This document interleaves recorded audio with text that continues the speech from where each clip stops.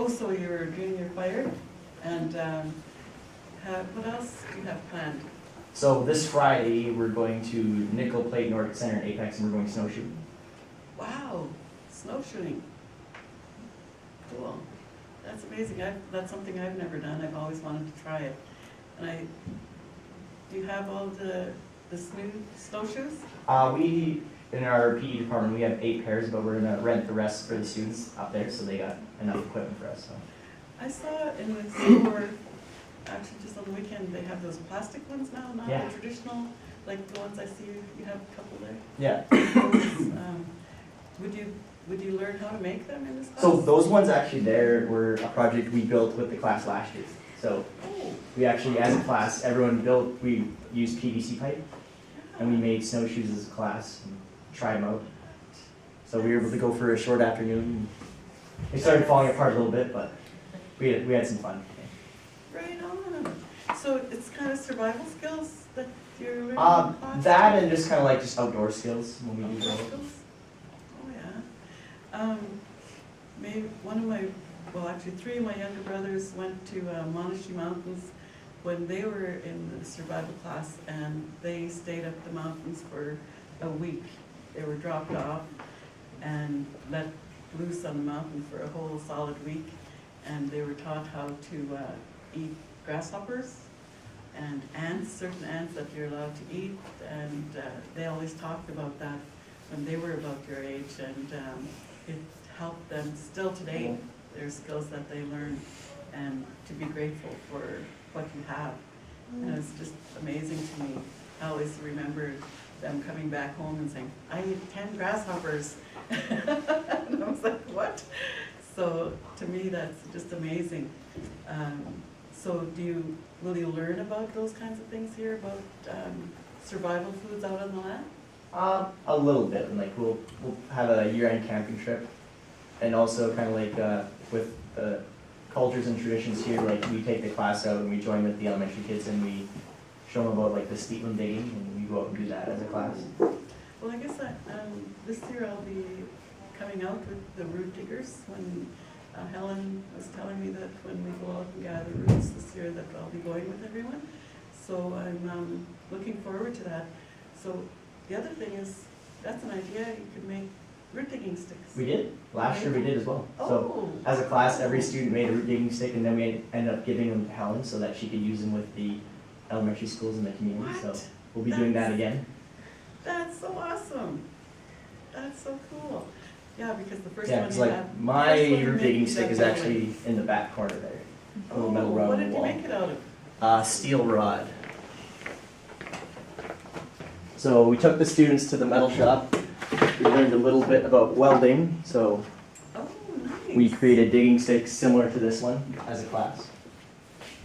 And then we went out and tried them. And Can I see how Oh, heavy yeah. it is? Wow, that's light. That's really good. That's cool. Really good work. It's even got a point on it. Wow, this is good for camas.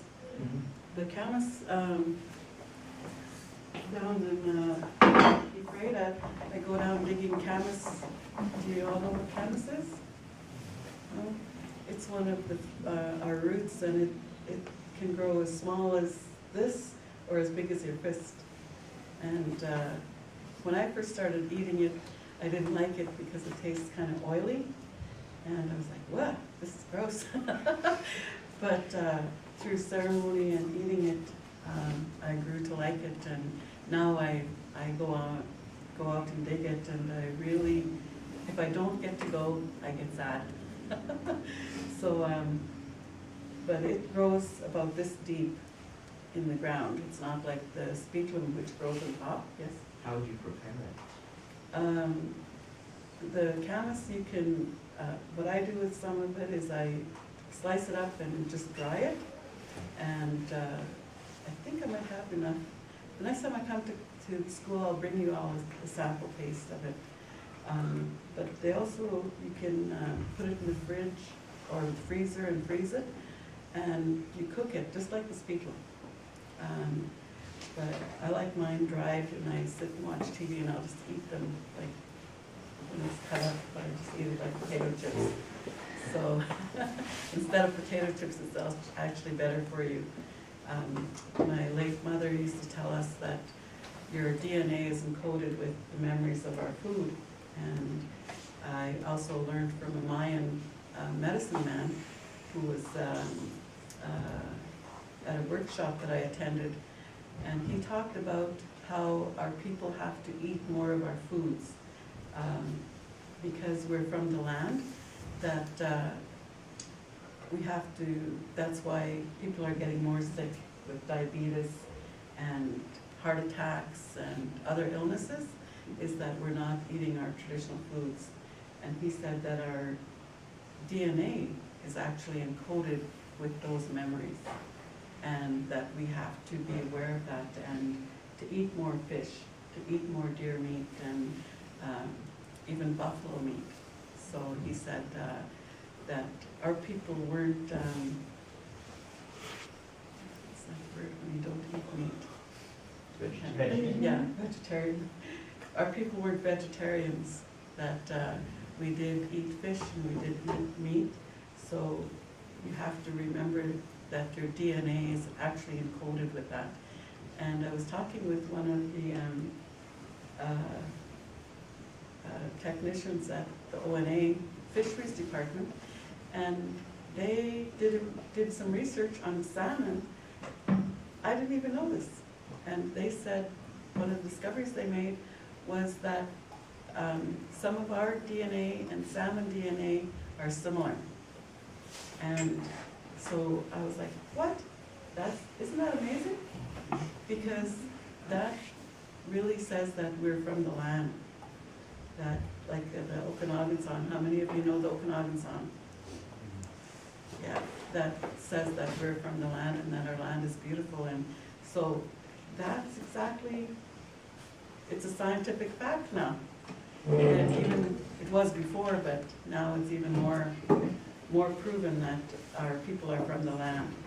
So that to me is amazing that they found similar DNA in the salmon and as the Okanagan people. So I'm like, yikes. That's so awesome. So in the other class, we were talking about renewal of the land. And so one of the things that they were talking about is the burning. Do you know anything about the burning that they do on the land in the springtime? Kind of like prepare the ground for like the kind of like refertilize it almost, kind of Yeah. have new vegetation in. Yes, exactly. So in the springtime, and our people used to have families that went out and were burning on the land. Sometimes you'll see that happening still in some of the communities. I know in Penticton, the Kruger family there, they always get the fire department out on Penticton Reserve because they're burning and they're being told to put the fire out. And I always go over there and visit, and they said they're getting into trouble because they're doing what they were told to do, and what they're taught to do is burn. And that ensures that there's not too many wood ticks, not too many pine beetles and parasites on the land. But with the Environmental Act and what do they call it?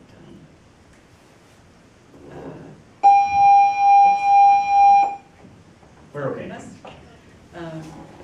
All those different things in the government and town say that we're not allowed to do certain things, so they restrict them from doing their burning, which is kind of sad because then everybody suffers. It's not just the people on the reserve, it's the whole community because everybody is affected. So, does anybody have any questions? So with our class, a story we've been reading that I hear you're familiar with is My Name is Pizza. Oh, yes. So Yes. I hear you have some family ties to the person who wrote it. Yes, it's true, it's my aunt. So some of the students just wanted to ask you some questions maybe about this. Sure. Which residential school did you go to? I went to Kamloops Indian Residential School. I went there when I was 9, and I got to go home in the summer. And then I went again when I was 10, and I got to go home in the summer. And I stopped in grade 8. So grade 8 was the last year, no, grade 9 was the last year that I was there. Are you still in touch with any friends you made in residential school? Oh, yes, yes, they're my family. A lot of my friends are from Lillooet. In fact, they're currently organizing a walk from Kamloops Indian Residential School back to Lillooet, and it's called We're Going Home. The walk is called We're Going Home, and it's so that the ones that ran away from the residential school and died, a lot of the young people who were so upset and lonesome and homesick ran away, and some of them, I heard of 2 girls that ran away. They died on the train track because they tried to jump the train to go back home, and got killed on the train track. So we were just told that they're not coming back, and that was it. And then we heard later that they died. So, any other questions? Did any of your siblings go with you to residential school? Yes. 2 of my younger brothers went there with me, my brother Bruce and my brother Willie. My mother went there when she was 4 years old, and she left when she was 17 years old. When she went there, she wasn't allowed to go home. I think in all the time that she was there, she went home 3 or 4 times maybe. And she had to stay there year-round when she first went there. I think the first time she said she went home, she was 7, so she didn't get to go home for 3 years. And when she first went there, she spoke Okanagan, Thompson, and Shuswap languages. And when she left there, she only spoke English. She used to tell us a story of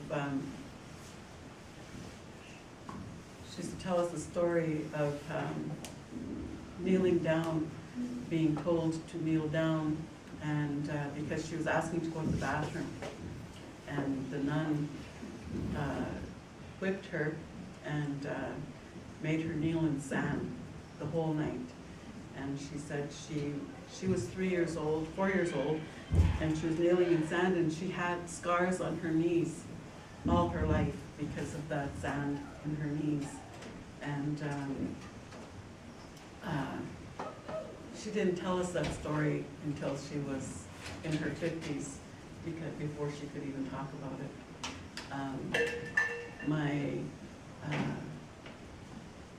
A lot of my friends today have a lot of trauma around residential school. I practiced to run away myself when I was first taken and brought there. I was taken by the ministry and placed there at the residential school because my father was an alcoholic.